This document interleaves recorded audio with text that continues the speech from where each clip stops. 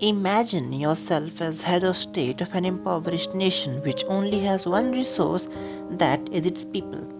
Your nation's population, however, is mostly unskilled. What economic policy would you opt for to grow out of this situation and improve life for all your fellow citizens? Should you try to control the economic activities of your nation in a centralized command structure to bring about growth? Or should you go the opposite way by removing restrictions on economic activities, leaving it to its own devices in a free market system? At first glance, the first option does feel more secure and better than the second one. After all, never does doing nothing accomplish anything, right? You are not alone to think so. But are you right?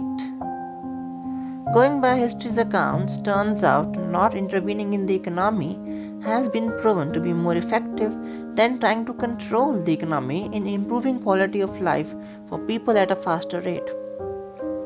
Let's go by a historical case study here to get your head around this. Hong Kong, you may know it as a rich city-state in China, which is renowned for its huge skyscraper and beautiful drone views, deep seaport, and anti-China protest and pro-Chinese clampdown on these protests, which we'll only be discussing the economy for now. Hong Kong was a British colony back in the day. In 1898, Britain, having won the Opium War, gained a 99-year leash on Hong Kong from Chinese Qing dynasty. Originally a sparsely populated area of farming and fishing villages, it is now one of the world's most significant financial centers and commercial ports. It is the world's 10th largest exporter and 9th largest importer, with one of the world's highest per capita incomes and 4th highest HDI in the world. When Hong Kong was a British colony, this guy was sent to Hong Kong to serve as its financial secretary. He was a Scotsman and very much a disciple of Adam Smith, a man who is regarded as founder of economics as a field of study. At the time, while Britain was moving towards a more socialist and welfare state, Copperthwaite insisted that Hong Kong practice laissez-faire. He refused to impose any tariffs. He insisted on keeping taxes low. What followed was an economic miracle. In 1960, the average per capita income in Hong Kong was 28% of that of Great Britain. By 1996, it had risen to 137% of that of Great Britain. In short, from 1960 to 1996, Hong Kong's per capita income rose from about 1/4 of Britain's to more than 1/3 larger than Britain's. It's easy to state these figures. It is more difficult to realize their significance. Compare Britain, the birthplace of Industrial Revolution, the 19th century economic powerhouse, on whose empire the sun never sets, with Hong Kong, a spit of land overcrowded with no resource except for a great harbor. Yet, within 4 decades, the residents of this spit of overcrowded land had achieved a level of income 1/3 higher than that enjoyed by the residents of its former mother country. All because of Hong Kong's free market inclination. It wasn't imaginable in 1960s that a poor and resource-deprived land would one day become richer than their own colonizer. Now let's travel back further in time to the robber baron era. A robber baron is a term used frequently in 19th and early 20th century during America's Gilded Age to describe successful industrialists whose business practices were often considered ruthless or unethical. Many people often point to this Gilded Age as an example of extreme hardship and poor conditions under free market capitalist economy. The selfishness and greed of industrialists and poor working conditions for employees are considered main aspects of this era. This is something known to everyone. Well, who knows about this period of history? Common notion is that working conditions were very bad, with regular strikes by laborers in many parts of US and violence against those laborers by the industrialists. It is a time of high inequality and poor quality of life due to rampant, unregulated capitalism. But is this the whole picture? The years from 1865 to early 1900s saw the US encourage entrepreneurs indirectly by limiting government. Slavery was abolished and so was the income tax. The federal spending was slashed. American politicians learned from the past. They had dabbled in federal subsidies from steamships to transcontinental railways, and those experiments dismally failed.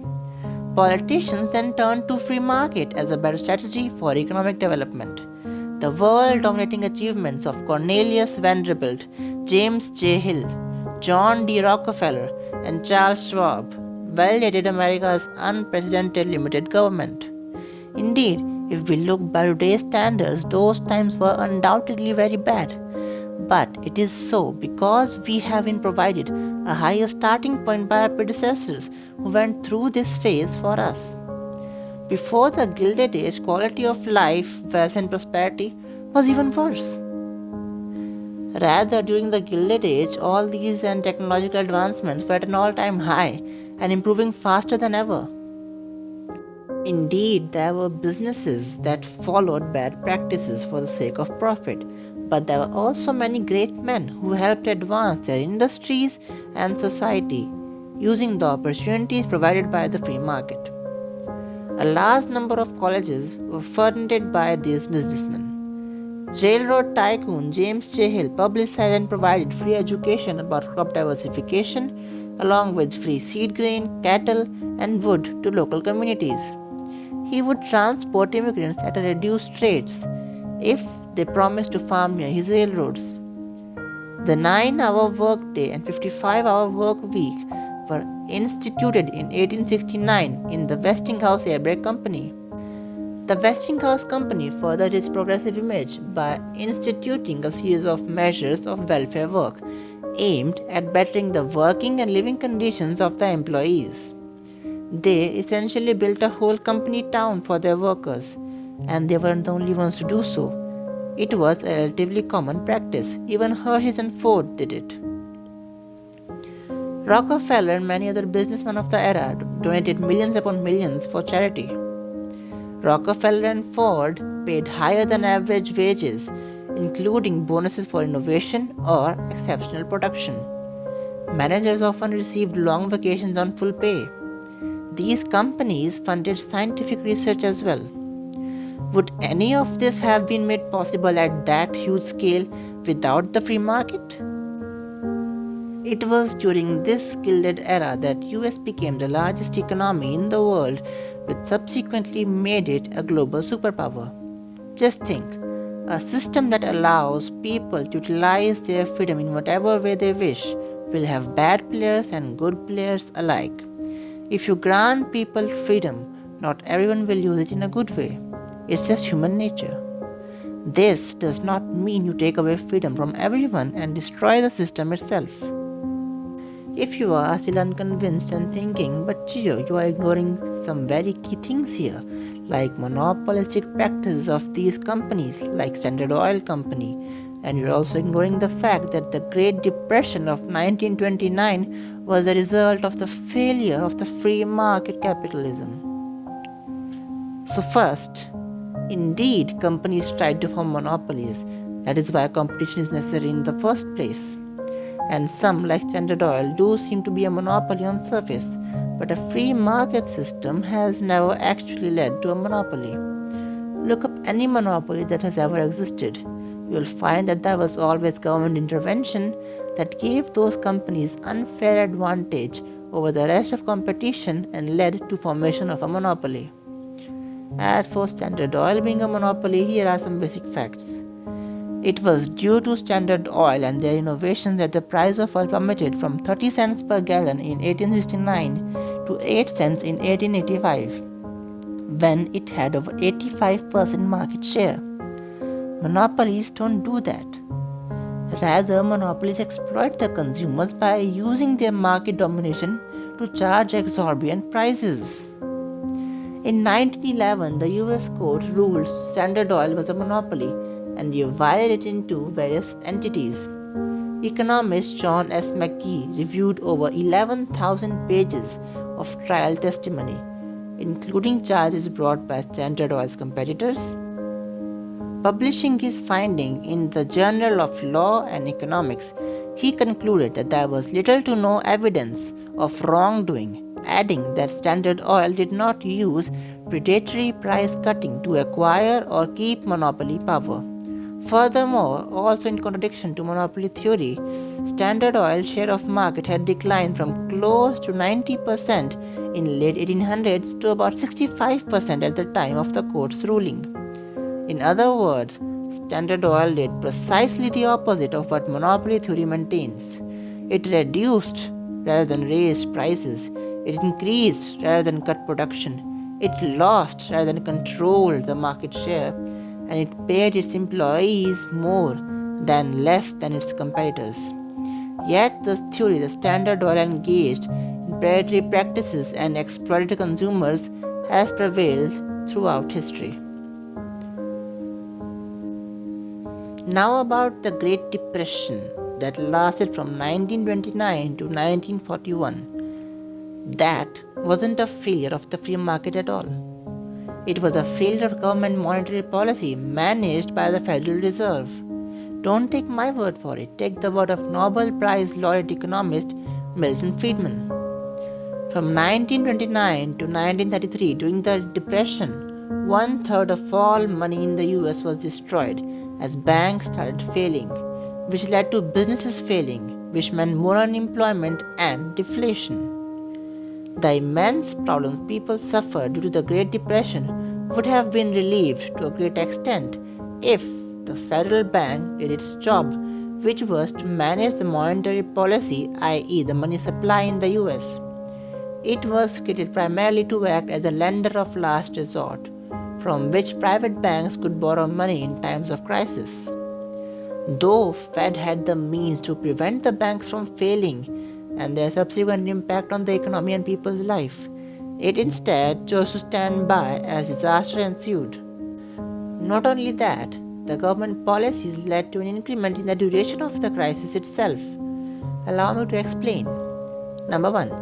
In response to sharp decline in tax revenue in 1930 and 31 due to the Depression, the federal government passed largest peacetime tax increase in the history of United States, which clearly applied brakes to any recovery that could have taken place. If the people will not have money, how do you expect consumption to rise? And without consumption, how will production rise? And without production, where will people get the jobs? Number 2.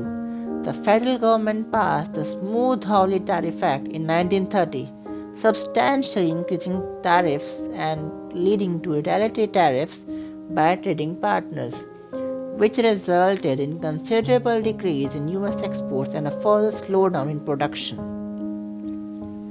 The federal government also instituted all these sort of public work programs, beginning under Herbert Hoover and increasing dramatically under FDR. These programs removed hundreds of thousands of people from the labor market and engaged them in economically wasteful activities, such as carving faces of dead presidents onto the sides of a mountain, preventing or delaying necessary labor market adjustments. All this was funded by taxes which otherwise could have aided in consumption-based recovery. Another federal policy that prevented market adjustments was the price and wage controls enacted under National Recovery Administration and in effect from 1933 until 1935, which was later ruled unconstitutional. This policy massively distorted relative market prices. The Fed was not blameless after 1933 either. It increased bank reserve requirements in 3 steps in 1936 and 1939, leading to another significant decrease in money supply. This was the 1937 to 1938 recession within the Depression, adding insult to injury. In the 1920s, the central bank's policy was an easy credit policy, which led to an unsustainable credit-driven boom. The inflation of the money supply during this period led to an unsustainable boom in both asset prices and capital goods. By the time Fed belatedly tightened monetary policy in 1928, it was too late to avoid significant economic contraction. The economists have come to understand the Great Depression as a perfect storm of policy failures. In 2002, Ben Bernanke, the then Federal Reserve Governor, acknowledged the problems highlighted by Milton Friedman. But still, the main narrative revolves around free market being the main culprit. Now let's move on to our last comparison between a free market system and a centrally planned economic system. India and China. Both are one of the oldest civilizations on earth with population over 1 billion each. And not long ago, both were a centrally planned socialist economy. China started adopting aspects of free market system within its economic policy in 1979. What followed was the largest movement of people out of poverty and making of an economic powerhouse economy, which is the world's second largest economy as of nominal terms and the world's largest by purchasing power parity. China has seen rapid growth in quality of life that its citizens enjoy due to just this partial shift. Though it's true that there are many barriers for free enterprise in China till date, plus the CCP and Supreme intervenes in business functioning and economy at large. India opened up its economy starting from 1991 when it was forced to do so by the IMF in return for loans to prevent an economic crisis in India. Though the progress has not been as high as China's, it has still led to upliftment of hundreds of millions of people out of poverty and improved quality of life for the people of India, making India the world's sixth largest economy in nominal GDP and the world's third largest economy by purchasing power parity. In India's case too, there are many restrictions in the free market, but even slight inclination of policy has been enough to generate growth. Even in the world's poorest nation, the ones that have a free market inclination tend to have more gender equality, less poverty, less child labor, and more income. It's not to say that the free market system is perfect, for perfection is an ideal, and idealistic things don't exist in reality. Indeed, this economic system has its own drawbacks, inequality being the major one. But are other alternatives better than this in terms of end result? Well, that actually depends on you and what you think is more important: economic growth, equality, happiness, environment, or something else. Thank you guys for watching this video. See you guys in the next one.